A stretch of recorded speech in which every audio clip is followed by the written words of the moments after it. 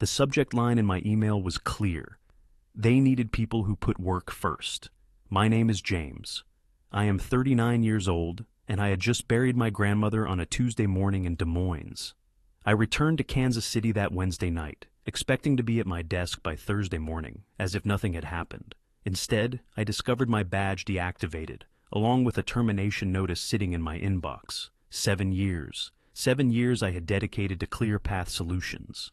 I never missed a deadline, and only called in sick when I truly was gravely ill. I was the person they contacted when servers crashed at midnight, the one who trained every new employee in the compliance department, the individual who knew every line of code in our government contract systems. I had asked Brian Mitchell, my manager, for 4 days off, explaining my grandmother had passed away. She was 86 and had raised me after my parents died in a car accident when I was 12. He replied, "Fine, but make it quick. We have the Henderson audit coming." I attended her funeral, helped my uncle sort her belongings, and came back ready to work. Yet now I sat in my truck in ClearPath's parking lot, reading that email repeatedly. It stated that my recent absence had disrupted the project flow, and that my employment was terminated immediately. No phone call, no meeting, just a spreadsheet with my final payment attached. I glanced up at the third-floor windows where I had spent 7 years of my life, where I thought I had built something meaningful, where I believed I mattered. The security guard was already walking toward my truck. I had just started at ClearPath straight out of community college. Karen Alvarez, the CEO, personally hired me back then, and said she appreciated that I asked practical questions rather than trying to impress with technical jargon. I was 22 and very thankful for the opportunity. The company specialized in data compliance for government contractors. It was dull work, but reliable and crucial. When defense firms needed their systems audited, they called us. When federal agencies were concerned about data breaches, they reached out to us. Brian Mitchell joined the company 3 years ago. He was the kind of middle management who measured success by the number of meetings he attended and emails he sent. He lacked understanding of the technical aspects but knew how to make himself appear important. He constantly took credit for other people's efforts and always found ways to remind everyone who was in charge. I should have noticed the red flags earlier, like when he began scheduling compulsory team meetings during lunch breaks, or when he started monitoring bathroom breaks on a spreadsheet, or when he accused Emily from accounting of taking too many sick days after she had pneumonia. Yet, I kept my head down and focused on my tasks, believing that if I stayed valuable enough, if I became indispensable, I would be fine.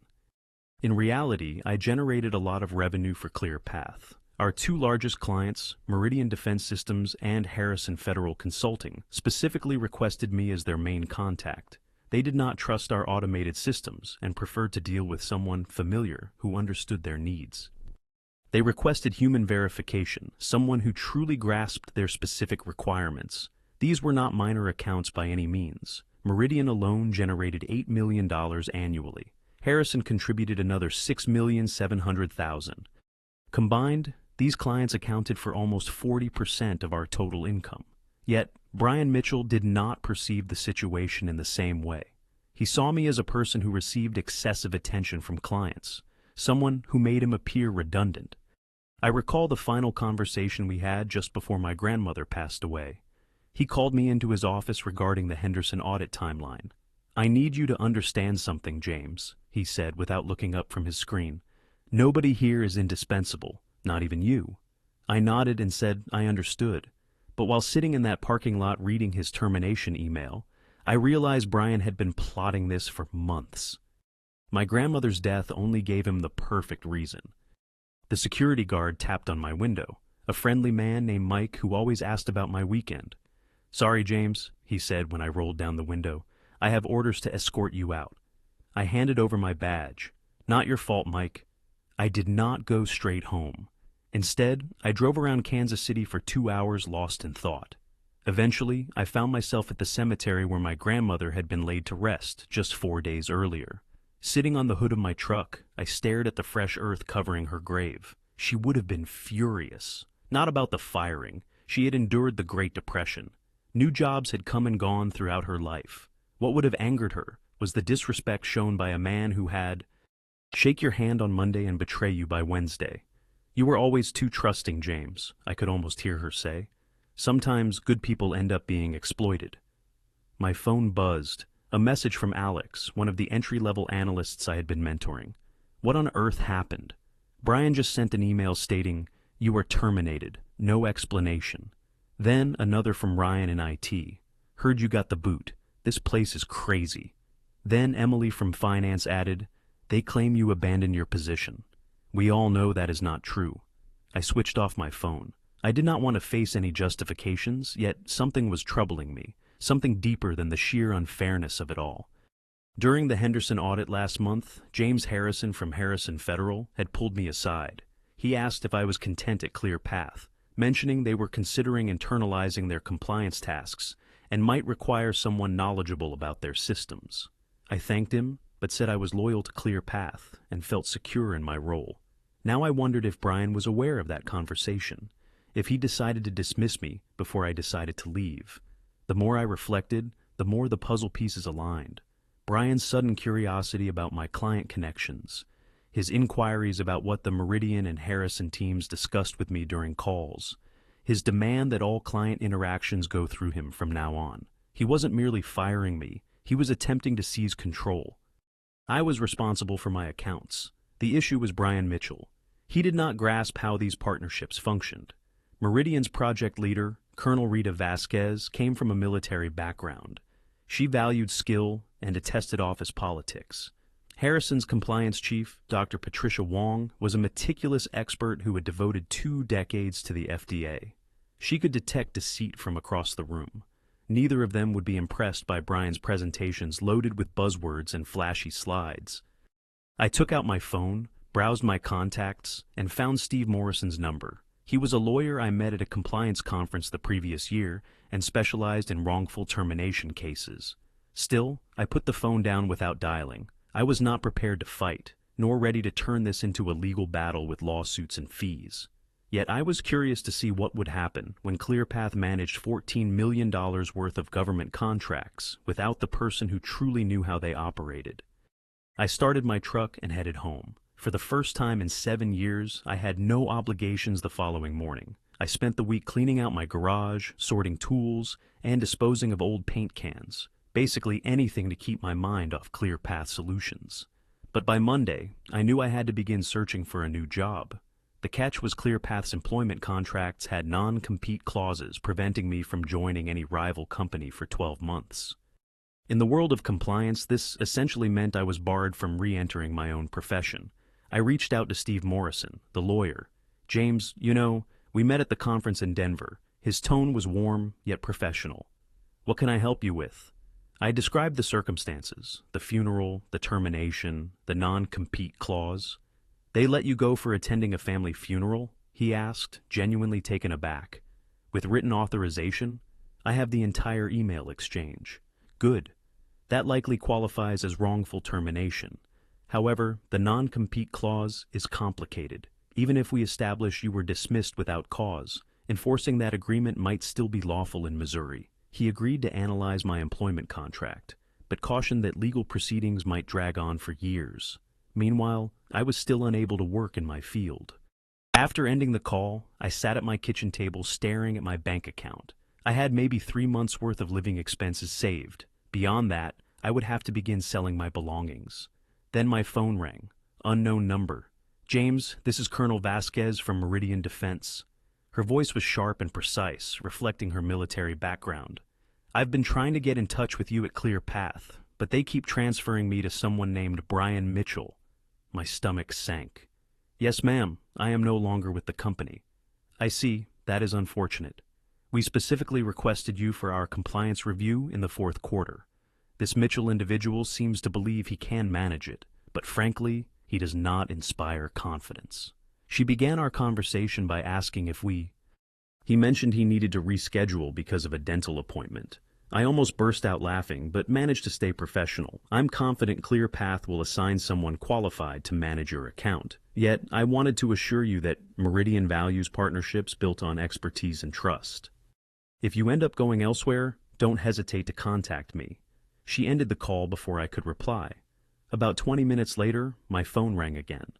It was Dr. Patricia Wong from Harrison Federal. James, I just heard about your leaving Clear Path. I hope everything is fine. Yes, ma'am, it's just a change in direction. I understand. I should tell you we received a rather unusual call from a Mr. Brian Mitchell this morning. He wanted to arrange what he called a relationship reset meeting to review our contract terms. Honestly, we are puzzled. Our contract terms were specifically negotiated around your oversight methods. A tight feeling gripped my chest. I'm sure he will catch up quickly. Maybe so, but James, you must know that Harrison Federal has always seen you as the main source of value in our Clear Path partnership. Without that personal guarantee of quality, we might have to rethink our agreements. After she ended the call, I leaned back and grasped the situation. Brian had dismissed me thinking he could easily take over my role with these clients, but he failed to realize compliance work was not about company rules or organizational charts. It depended on trust, on consistently proving month after month that you were reliable. They understood what was at stake. These were defense contractors handling sensitive information and financial services firms dealing with federal regulations. The corporate structure of Clear Path did not matter to them. What truly counted were the results.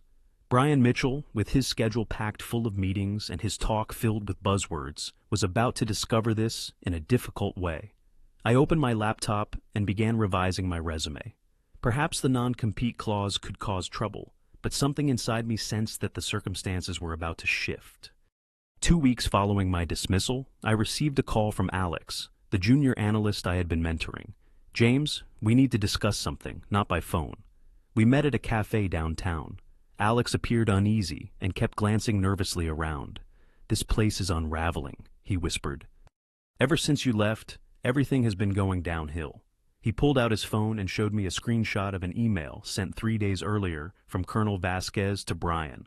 The message demanded urgent clarification regarding discrepancies in the preliminary audit report. The error rate was nearly 3 times higher than prior audits conducted under my supervision. I read it again to be sure, approximately 300%.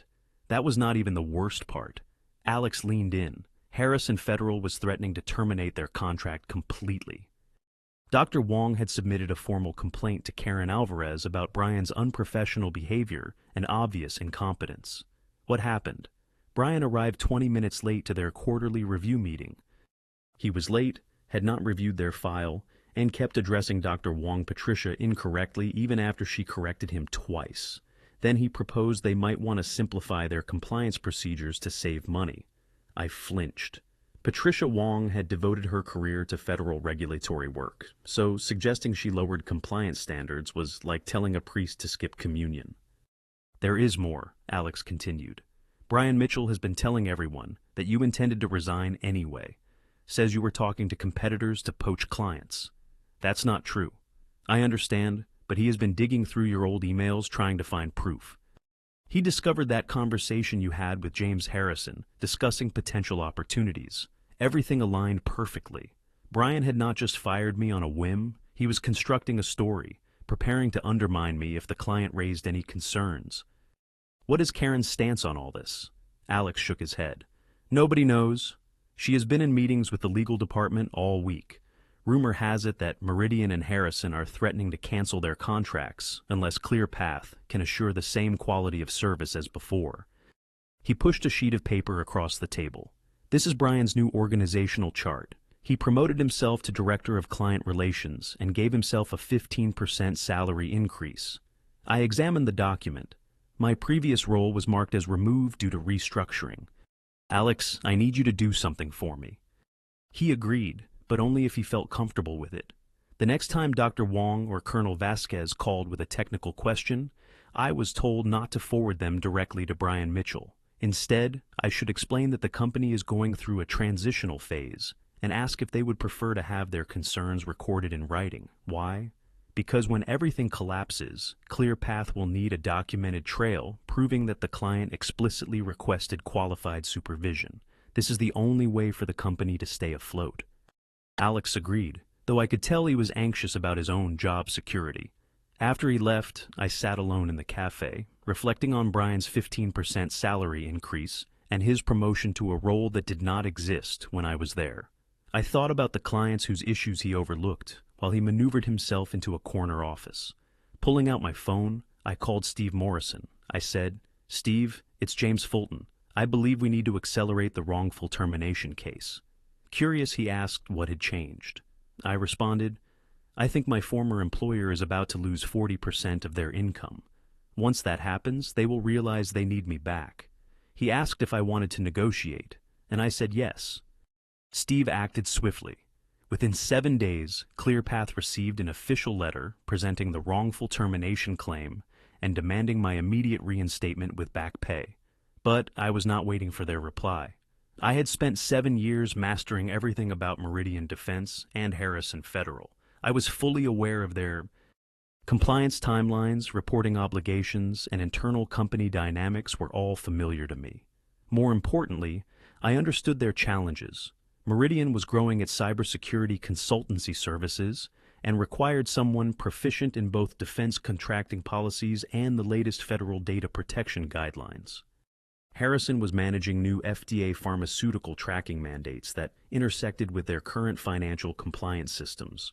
Both organizations faced issues that ClearPath could not resolve because Brian Mitchell lacked the technical insight needed. Consequently, I began reaching out. My first call was to Colonel Vasquez. "Ma'am, I wanted to follow up on our previous discussion about my departure from ClearPath." She replied, "James, it is good to hear from you. I hope your employment situation has improved." I explained, "Actually, I am reaching out to see if you might be interested in a consulting role, working as an independent contractor, focusing specifically on your cybersecurity compliance transition." After a brief silence, she responded, "That depends on your availability and what restrictions your former employer's non-compete agreement includes." I assured her, "I have legal advice regarding the non-compete matter, but meanwhile, I can offer advisory services that will not compete directly with ClearPath's main operations, since cybersecurity compliance is outside their expertise and needs dedicated specialists." She found this interesting and asked me to send a proposal. The next call was to Dr. Wong, where I presented the same offer. A new perspective was necessary. Harrison, from the federal side, required assistance to navigate the fresh pharmaceutical tracking regulations that technically fell outside ClearPath's expertise in data compliance. "James, I want to be honest with you. We are deeply unhappy with the current level of service from ClearPath. If you can deliver the specialized support we require, we would be very open to discussing terms." Within 3 days, I had signed consulting contracts with both companies. Although this task was outside ClearPath's usual operations, the non-compete agreements were not relevant. Practically speaking, I was offering the high-level oversight that Brian Mitchell had lost after dismissing me. The timing was impeccable. On a Thursday morning, Alex called me in a state of panic.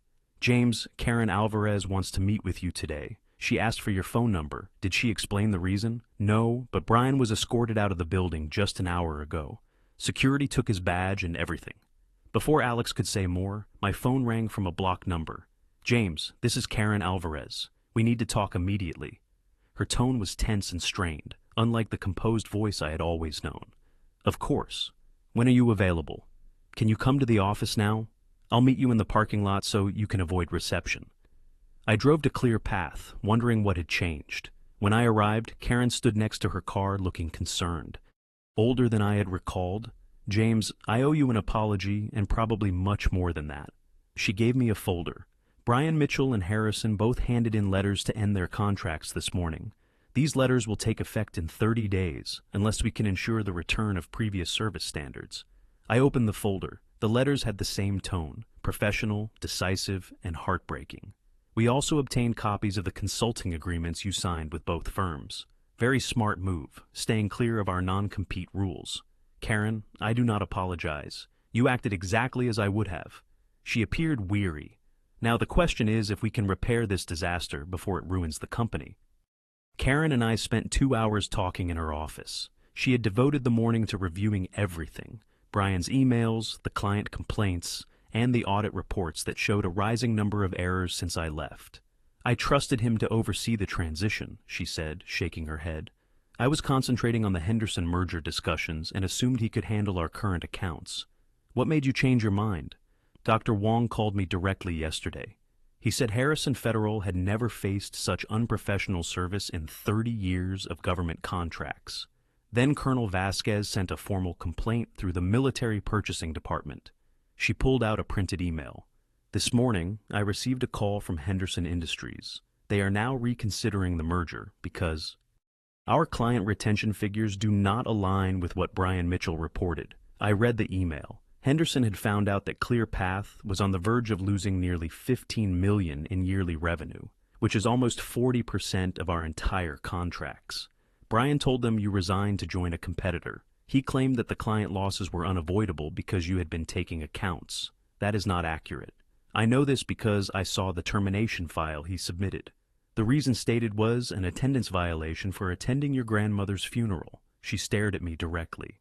James, I am offering you a reassignment as Director of Client Relations, a 20% salary boost, and complete control over compliance operations. What about the consulting contracts I signed? Keep them. Consider those part of your new duties. Meridian and Harrison trust you, not the firm. If rehiring you can protect those agreements, that is what counts. I thought about my grandmother, about 7 years of devotion repaid with an email of termination, about Brian's 15% raise and his organizational chart removing my role. I want a written assurance that family emergencies will not be held against employees, and I want to oversee hiring decisions in the compliance department. Agreed, and I want Alex promoted to senior analyst. He deserves it. Karen nodded. Anything else? Just one thing. I want Brian's termination to be handled the same way mine was.